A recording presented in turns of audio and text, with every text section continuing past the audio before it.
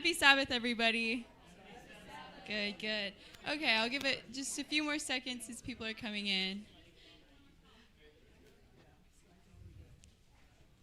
Good morning, everybody. Okay. All right, well, thank you, everybody who attended Sabbath school this morning. We hope that you were blessed through that, and we are so grateful to join together and study. Today, I'm going to read a mission story to you all. So this mission story is called The Mysterious Man on a Bicycle. Vera gave Bible studies to an elderly couple, Anna and Pedro, who couldn't read or write. The couple's son, Benvendo, helped with the Bible studies. He read the Bible verses aloud to them and wrote out their answers. No Seventh-day Adventists lived in the remote town of 100 people in central Portugal. The townspeople were simple and honest and had never traveled beyond the nearest town, which was quite some distance away. Vera was sent to the town to work as a missionary for 1 year.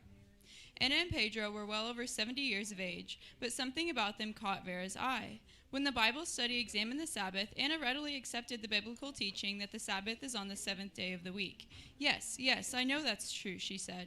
Vera was surprised. People in the village tended to cling to their traditional beliefs, but Vera didn't say anything.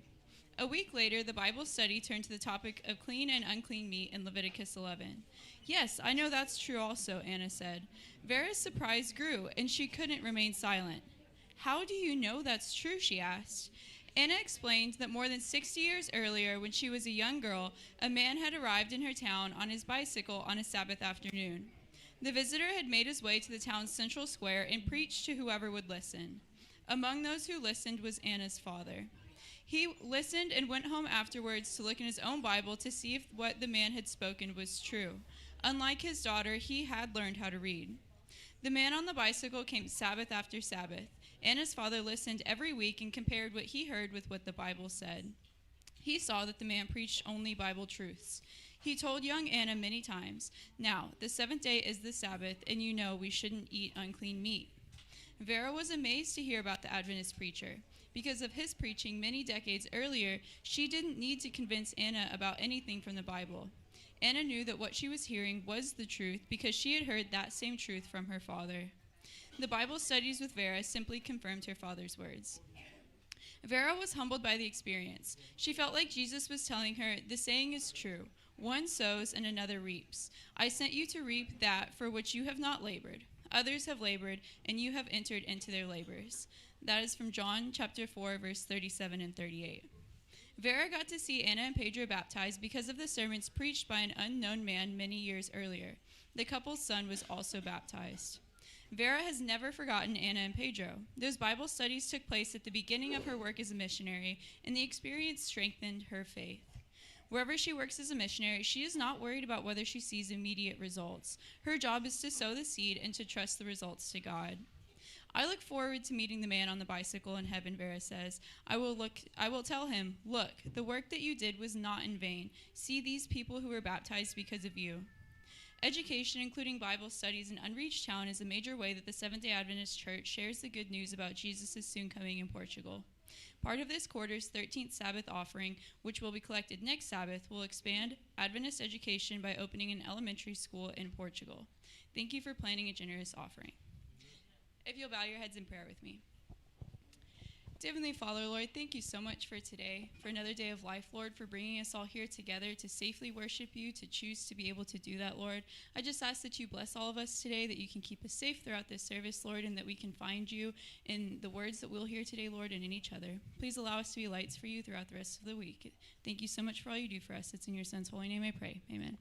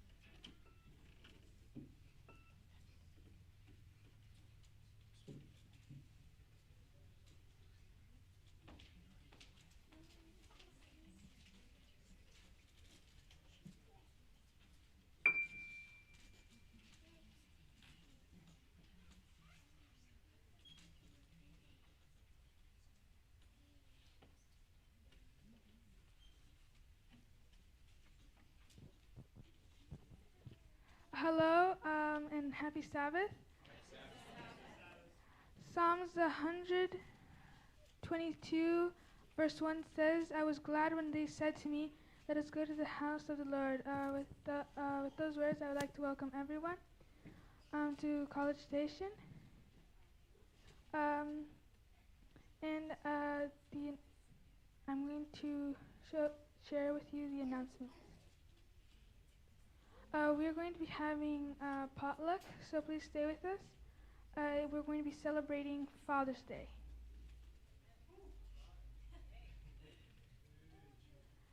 Every Wednesday, from 6 p.m. through 7 p.m., we have a prayer meeting. This week, we're going to be studying about Joel 2. VBS is from July 10 through July 14. Bring all your friends and neighbors. And if you have any announcements, please send them by Tuesday. Have a good day.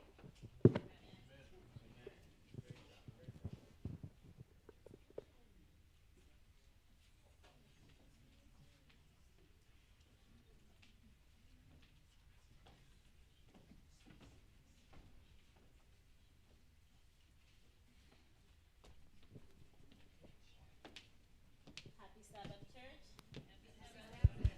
It is a beautiful summer Sabbath morning. It's wonderful to see you all today. I just wanted to tell you a little bit about my story before we get into our first song today. And I am a child of a divorce. And I think I am a child of, there was a time when I was more like technically, like literally the child of a divorce. So my parents were separated for a good 8 years. And within those 8 years, my relationship with my father was pretty much strained. I had a strained relationship with my father for ages and ages. There were times we would not talk. But one thing my father never ever did was avoid paying my tuition or send me my monthly upkeep, because that was the time when I was in college. And you know, later down the line, things changed, and by the grace of God, I am grateful that today I'm able to even have a conversation with my father without any hatred that I held before. But it had me thinking of our Father's love. Because if my earthly father, my biological father, can love me that way, what more our spiritual Father, our Father who died on the cross for us just so we can be saved. So we will get into our first song, which is about how deep the Father's love for us has definitely been. Let us think and reflect on that relationship that we have with our Father.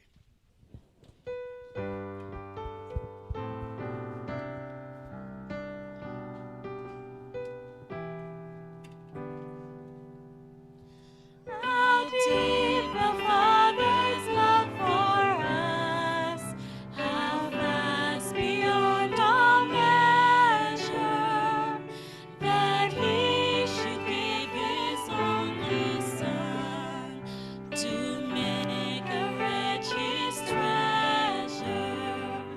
How great the pain of searing loss!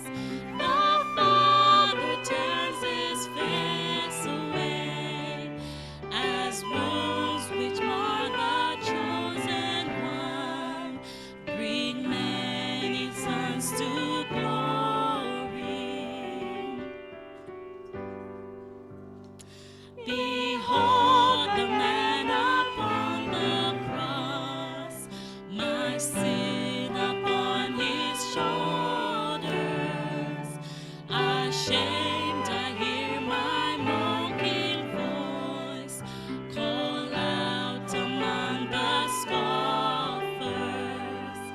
It was my sin that held me there until it was accomplished.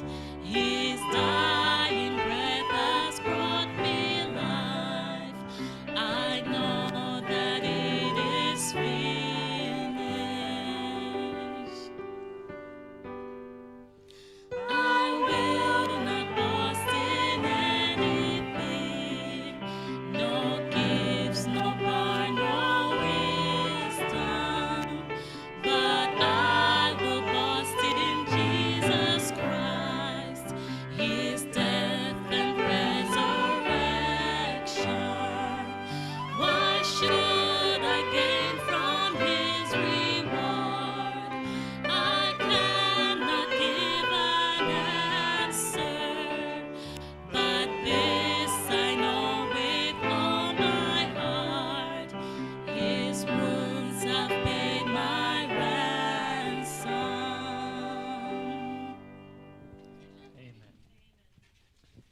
go on to the next song, let's kind of keep thinking about the theme for us this weekend. Yes, we're celebrating Father's Day, which is tomorrow, but today we celebrate that we have a good Father that no matter or in spite of any situation we're in, He's faithful to help us. He provides for us, and even when seems like we're in a situation that makes no sense, we don't understand why it is, we should have faith that He knows and He has the best in mind for us. He will see us through. Amen.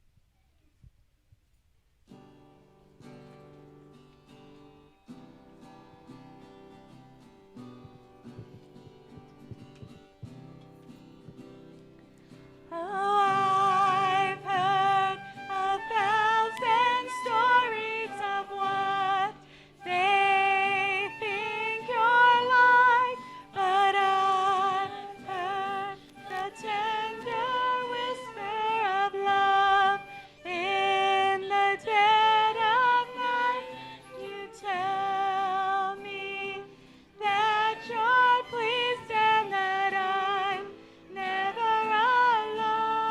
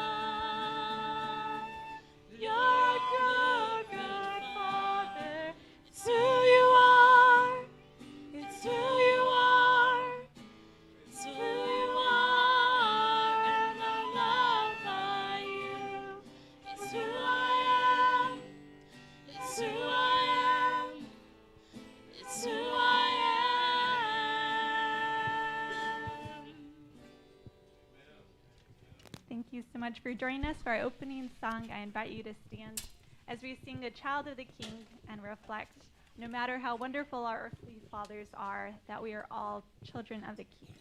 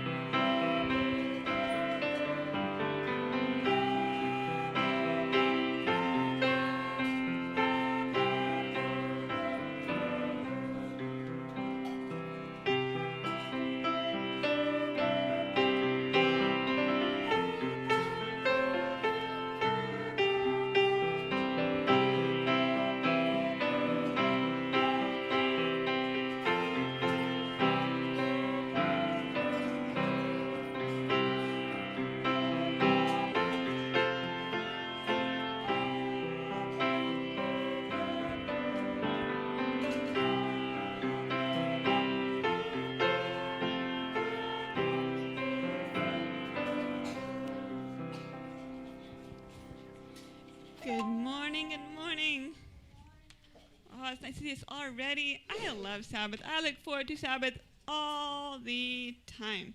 And even on Fridays, I start to sing, when the sun goes down on Friday. I'm so happy. I love Sabbath. All right. And I love the lessons that we can learn about Jesus. You know there's lessons everywhere for us? Okay, let's see. So, does this stick look like anything green can come from it?